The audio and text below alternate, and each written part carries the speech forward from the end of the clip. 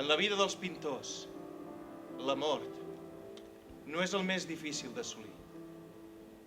Però hi ha alguna petita cosa en l'art modern que ens arriba d'una manera més forta, més íntima. Més no res, i més no res, i més no res, i més no res, i més no res! Aquell que viu amb sinceritat i que en topant penes i desil·lusions no es deixa baltir, val molt més que el que sempre navega en pes pel vent a popa. Aquest només coneixerà la prosperitat relativa. La veritat és que tot el que fem, ho fem per vincular-nos. Cada cop tenim més per viure millor. Els miners extreuen de les entranyes de la terra el carbó necessari per tal de donar-nos del foc. Però ells viuen malament i moren d'aquesta feina. Per què no es distribueix aquest...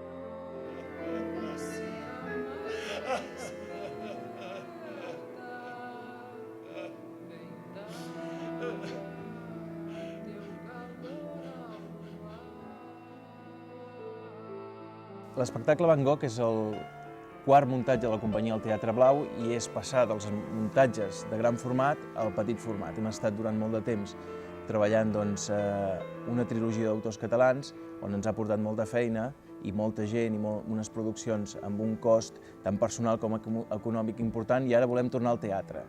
Volem tornar a recuperar la paraula, recuperar els sentiments, recuperar les emocions, i Van Gogh és un espectacle ideal per fer-ho. Jo tenia ganes de tornar a entrar a l'escenari amb un text que em permetés posar sobre l'escena tota l'experiència dels anys que has estat darrere, produint, dirigint, i el text de Van Gogh, aquesta adaptació de Cartes a Theo, és una eina fantàstica per l'actor, per poder gaudir de l'escena, per poder deixar anar totes les emocions. Pretendre imitar els antics Rembrandt i Ruysdael són sublims, tant per nosaltres com pels seus contemporanis. Van Gogh és un viatge per les emocions, tant pel personatge com per l'actor que l'interpreta. Van Gogh permet tot. És un personatge amb una vida intensa, amb un recorregut vital que va del blanc al negre passant per tots els colors. I per tant, com a actor, és una eina meravellosa per poder ensenyar tot allò que un sent i que un té ganes de deixar anar sobre un escenari. Així de cert és que si no podem agafar un tren per anar a una altra ciutat, si som morts, tampoc no podem, si som vius, viatjar a les estrelles. Discursos de marxants o alguna cosa així. Grallar de marxants per ponderar allò que ells anomenen artistes dotats.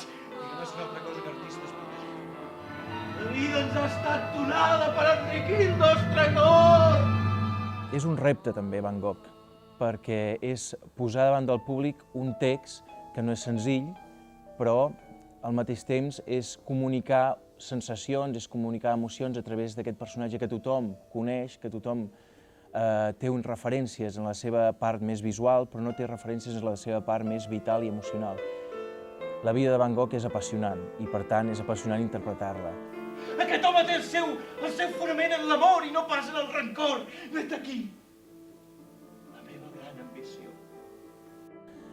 Em sembla que per la gent és un espectacle que cultiva el seu coneixement perquè permet que amplis la teva cultura sobre el món de l'art, el món de la pintura, el món d'una època concreta on la pintura vivia moments de canvi, i Van Gogh el que fa és ser valent i anar més enllà d'on la gent veu en aquell moment. Acostumats a un tipus de pintura més realista, més de paisatges, apareix Van Gogh i el que fa és reinterpretar la realitat i suggerir formes, suggerir paisatges tal com ell els veia, i no sabem si els veia des de la seva bogeria personal o era purament una opció real de pintar-ho així. Crec que aquí està la gràcia d'aquest espectacle. Moure's en una línia on la ficció, on la bogeria, on la realitat, on la mentida, on la pròpia pose del personatge està tot barrejat. I per tant, aquí és el gran joc de l'escena, el gran joc de la vida, el gran joc d'un personatge històric, humà i meravellós.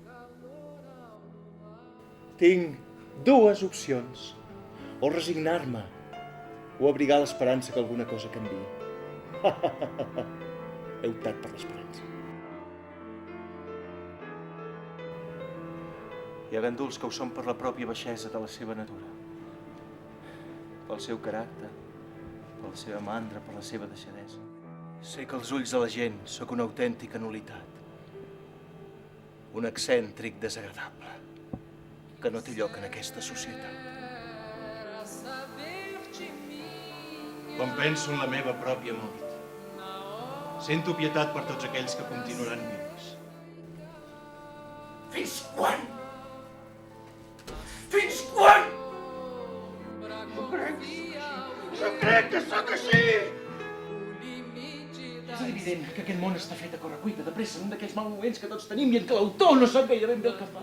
Em resulta impossible tornar a pintar nit i dia sense cap altra distracció que la d'anar al taller o al restaurant a suportar la mirada crítica de la gent. Em resulta impossible.